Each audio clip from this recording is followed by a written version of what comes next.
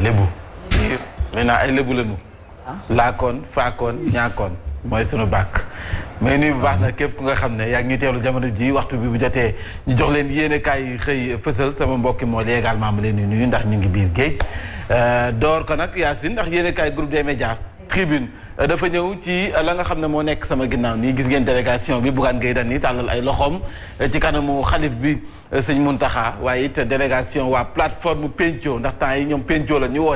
wooteel ñu pàccoo wooteel ñu séddatle bukki ñoom nee nañu Penco la ñu woote te nag wax fa dëgg ne yaxaal nañu ko jëfe goo gis nañu ko waxtaanee moo si jiitu te nañu ko waxtaanee mooy nañu Penco réew mi alors yéen kaay bi nag ñëw na ci nee na nag si daje moomee nga xam ne waa plateforme Penco dem nañu seeti suñu kilifa diine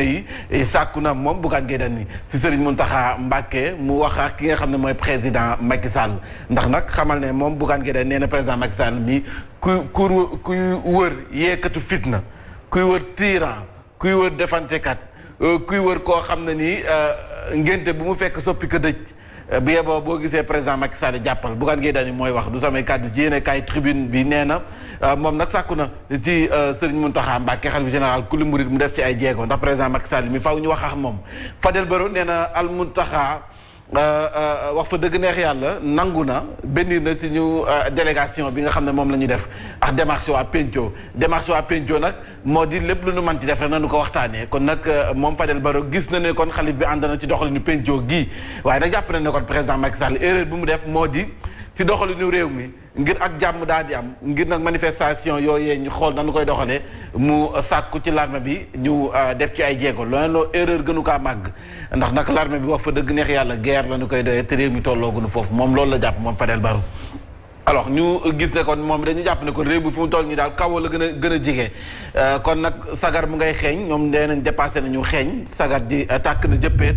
kon nag faw ñu fay ko looloo tax ñoom waa Penco ñu daal di taxaw ngir def si ay jéego Penco réew mi ngir ak waxtaan daal di am ba tey ci yéenekaay yi groupe des médias tribune dafa ñëw ci Déthié Fall Mame Diarra Fam Ahmed Aïdara ñoom nag xam ngeen ne dañ leen tegoon loxo ci manifestation yi mujj yi ñoom nag mujj nañ leen bàyyi ni ki démb kon nag dañuy fanaani seen i kër ñu jàpp également ci yéenekaay bi coalition républicaine sàmm sunu réew ñoom nee na ak lu mu manti doon ak opposition wala politiciens yi seen doxalin bu mu manti doon manifestation bu ñu manti woote nañu bàyyi xel bu baax ne réew mi ay élèves daf fay am te dañu toll ci période examen bu ñu yàqal élèves yooyu seen examen kon nag bu ñu ko perturber loolu sax ñëw na ci Vox Populi ndax ànd sàmm jikko yi nee nañu nag fii réew mi toll nii kaw daal mu ngay xeeñ fii réew mi toll kon nag nañu def seen kéem kàttan ngir nag violence gi fitna gi ñu daal di koy teg sa suuf Déthié Fall Ahmed Aïdara bàyyi nañu leen naam waaye am na yet waa ngi seen bopp ba tey tiim na leen donc yet bi tiim na leen ndax bu ñu waxee sursis mu ne ku nekk ak lu ñu gàll sa ndodd ku nekk ak li ñu teg sa ndodd muy Ahmed Aïdara ak Déthié Fall Mame Diarra Fam dañu ko bàyyi waaye juróom benni weer sursis maanaam ci diiru 6 mois yi boo defaatee lu ñu xeetoo manees nañu la jàpp loolu moom mooy sursis alors Déthié Fall 100 000 El Hadj Ahmed Aïdara 50 000 di ak amende bu nga xam ne teg nañu ko seen ndond 83 yi si des nag dañ leen bàyyi ne defu leen dara loolu la Vox Populi dikk ñu jàll ci le vrai journal dafa ñëw nee na coow li yëpp renvoi procès yëpp amul fu muy mujj fu dul fii donc mënoon nañ fa njëkke maanaam bàyyi leen ñu dem ku ci mel Mame Diarra Fam Déthié Fall kon nag mënoon nañ leen bàyyi ñu dem rek wàllu màngaan gi nag ci réewu Afrique dañoo gis nag lajjite daf ca am donc jafe-jafe yi bari na waaye màngaan yi nga xam ne ñooy sénégalais yi di dem biti réew gis nañ jafe-jafe yi ñu fay dund metti na lool kon nag wax fa dëgg neex yàlla dañoo gis nag lajjite daf ca am coalition républicaine sàmm sunu réew nee nañu na non à la perturbation des examens pour ces manifestants ay élèves dañ fi nekk tollu ci classe examen tey jii bu ñu wootee manifestation ku ci ñu si bëri dañuy téye seen i doom te neen wax nañ dëgg bu fekkee mbeddam ña ngay nekk si biti di defante ñoom ak force de l'ordre yeex yooyu kon élèves yi du ñu mën a def ji seen i examen moo tax waa coalition républicaine sàmm sunu réew ne nag nañu def seen kéem kàttan ñoom politiciens yi nañ déroulé seen programme waaye bu ñu fàtte ne réew mi ay élèves a ngi fi te dañu toll ci période examen nañ leen bàyyi xel bu baax Ahmed Aïdara ak ay ñoñam mujj nañu leen a bàyyi ñu delluwaat seen i kër loolu nag yéenekaay bi dikk na si di le vrai journal ñu jàll ci le témoin benn navire accident maritime ca Gambie benn navire chinois mënees nañu wax ne moom moo dal ci kaw benn gaaluk Sénégal ni ñu koy faral di defee parce que ñoom bateau yi dañuy dem sa biir géej gaal bu ñu fa mën a fekk mënees nañu jaar sa kaw te loolu moo amati si suñuy waax ñett ñoo si ñàkk seen bakken am na si ñaar ñu nga xam ne ay rescapé lañu donc nappakat yi saa su ne yàgg nañu ko jàmbat Sud Quotidien dafa ñëw ci Dame Justice fu mu nekk ni calmer le jeu bi Balater la woote fu mu nekk ni jënd na glace na nooy la woote fu mu nekk nii ndax nag ñëpp sàkk woon nañu ku ci mel ni Khalifa Tidiane yi Serigne Babacar Sy Mansour sàkk woon na ci naam yoon wala sax président Macky Sall bu waree jël décision na jël décision waaye nag ñoom ñëpp xalifa yi sunu xalif généraux yi sàkkoon nañu ñu bàyyi ñi nga xam ne ñoom la ñu téye ndax loolu dina bokk ci lii nga xam ne mooy andi jàmm dafa mel ni dégg nañu leen ndax El Hadj Ahmed Aïdara bàyyi nañ ko donte am na condamnation 1 mois de prison sursis waaye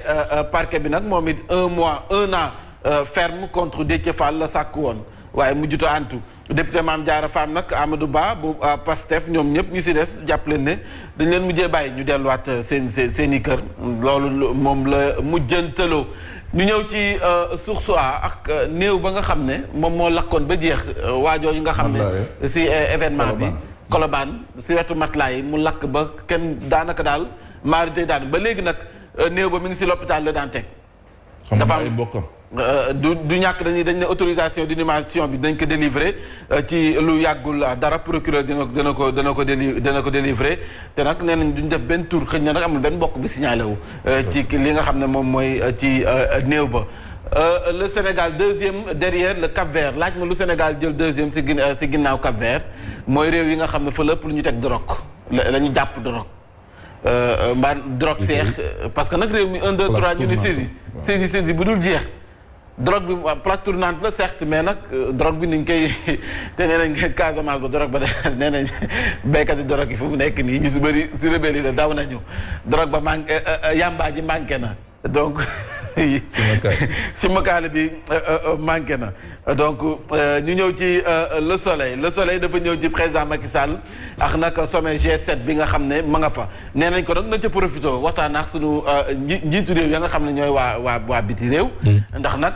màngaan gi ni mu nekkee ni situation bi doy na waa sénégalais ya fa nekk wala africain ya fa nekk comme te moom mooy président de l'Union africaine donc na waxaa ñoom ndax nag immigration bi réalité la lu mu nekk la waaye nag fitna gañ leen di teg foofu ak lu ñu fay dund moom en tant que président de l'Union africaine warees na ci mën a wax nag ndax nag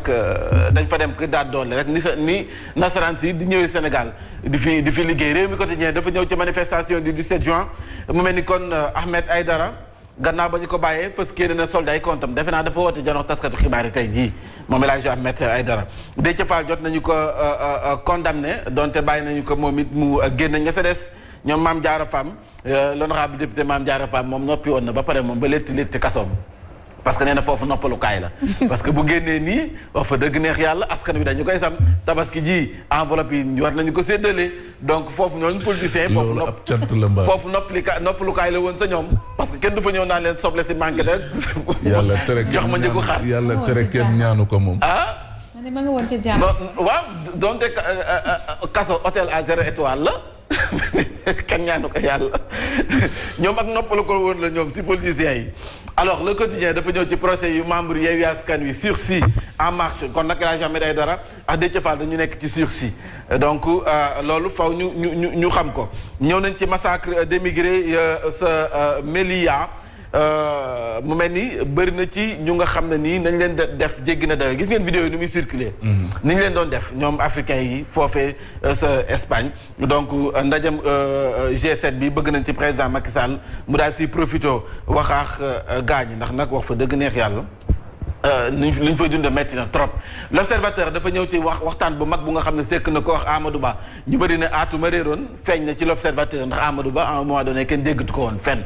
donc ñu ne aatuma réeroon feeñ na ci l'observateur Amadou Ba dikk na ci manifestation opposition bi Amadou Ba wax na sa ñàkk seen bakken Amadou Ba wax na xalaatam ci législative yi ci Benno Bokk Yaakaar mais également def na bilan wu régime bu président Macky Sall moom Amadou Ba digganteem ak président Macky Sall dikkaat na ca Ahmed Aïdara Déthié Fall Mame Diarra Fam ñoom nag ak ñi nga xam ne ñoom la ñu tegandool loxo bàyyi nañu leen démb procès bi guddoon na lool waaye nag mujj nañu leen a bàyyi benn étudiant bu Pastef nee na juróom-ñetti jam-jam la ñu ko jam ci université ba moom j'ai reçu 8 coups de couteau juróom-benn 6 yi ci tànk bi benn ci loxo droite bi yi ci des nag ci mbagg mi loolu moom nee na ce qui me lie au DG du COUD Maguette Sène en tout cas moom Mohamed Thiam 23 ans la confidence la def jëm ci moom étudiant Pastef la paake yi nga xam ne jot nañu ko jam foofu neen gannaaw bañ doon woote seen ndajam tëggum bool ba ñu jàll ci li nga xam ne moom mooy Thiaroye-sur-Mer libération daf ñëw benn gamine la nee nañu 14 ans la am 14 ans moom doonatul gamine ñu transformé qu'en esclave sexuel dans sa propre famille donc ñoom ca kër ga mu dëkk fa mu dëkk a njabootam ñoo ko jël def ko esclave sexuel lu ñu ci jublu violé nañ ko à maintes reprises par son ñu def 3 points d'histoire nee nañ père âgé de 65 ans et son cousin donc xale bi inceste la doon dund 14 ans la am ku violé beau-père wala grand-père son ñu def après def dinañ ci ñëwaat parce que loolu il faut ñu dugg si. kër yaa ngi toj. non nëppal gi si biir kër yi il faut qu'on arrête. wax fa dëgg gis nga nee na mon père me faisait regarder des films pornographiques en présence de ma mère il a couché avec moi à 2 reprises. en présence de ma mère. waaw nee na moom baayam ndaw si loolu si Thiaroye-sur-Mer la xale bi 14 ans la am nee na baayam ci boppam da doon teg film porno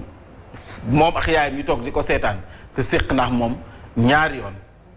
inceste loolu mooy inceste donc jamono ji dañuy gis yu nga xam ne wax fa dëgg neex yàlla dafa jéggi dayo moom nag ni mu ko doon dundee xam nga famille yi comme Yacine bi mu wax nëppal bi moo yàq famille yi nëppal gaa ñi tamit dañoo feebar de sa waay dañoo feebar di dox nii de dañu foog ne dof yaa ngi dof yi ñu ngi ci centre yi mais lan nga mënul oui nan nga mënul comprendre bu nit ki defee ñaawteefam nga njëkk ko dénoncé dootul amaat opportunité. waaye tamit am soxna de di yegg ci sa doomu. sa doom. après sa doom sa jabar nekk nii si wet gi sa doom nekk nii ngay teg film am na suñu wax yow xam nga yow déjà film bu commencé daw sax mu wër na yenn scène mi ngi ñëw nee nga sa doom jógal wala nga zappe pour bañ sa doom gis ko mais nga ne noonu da ngay forcer sa doom muy seetaan film porno. kër googu de. interdit au moins de 18 ans la wala dañuy def ci buntu bi interdit au moins de 18 ans jeexalee direct news ak verdict d'apaisement donc noonu la ñu ko jàppee gis nañu verdict d'apaisement la ndax tax na ñu bëri àndaaxub daal ndax amaana bu ñu leen fa téyewoon tey ji leneen mën na sa juddu alors bés également si la ñëw Yewwi en sursis ndax nag ñoom ñu ngi waajal manifestation ñoo ko wax neen ëllëg lu mu ci manti doon Déthié Fall Mame Diarra Fam El Hadji Ahmed Aïdara bàyyi nañu leen Guy Marius Sagna tey jii lay jàkkaarloo àttekat bi donc ànd sàmm jikko yi ñu ngi invité waaye Yewwi Askan Wi ñu bàyyi seen manifestation bu ñu wootee ëllëg ñaar fukk fan ak juróom-ñeent donc nee nañu ñoom le 29 dañuy amal seen manifestation waa sàmm jikko yi nee nañ leen ngir yàlla seen manifestation boobee teg leen ko ci suuf waa ànd sàmm réew mi nag ñoom nee nañu réew mi xale yi dañuy jàng nañ leen bàyyi xel ndax examen dafa am. waaw justement xale yi dañuy jàng waaye on me fait savoir que 6 en tout cas élèves dont 5 garçons ak une fille ont perdu justement la vue fële ca Lac Rose démb. dañoo demoon.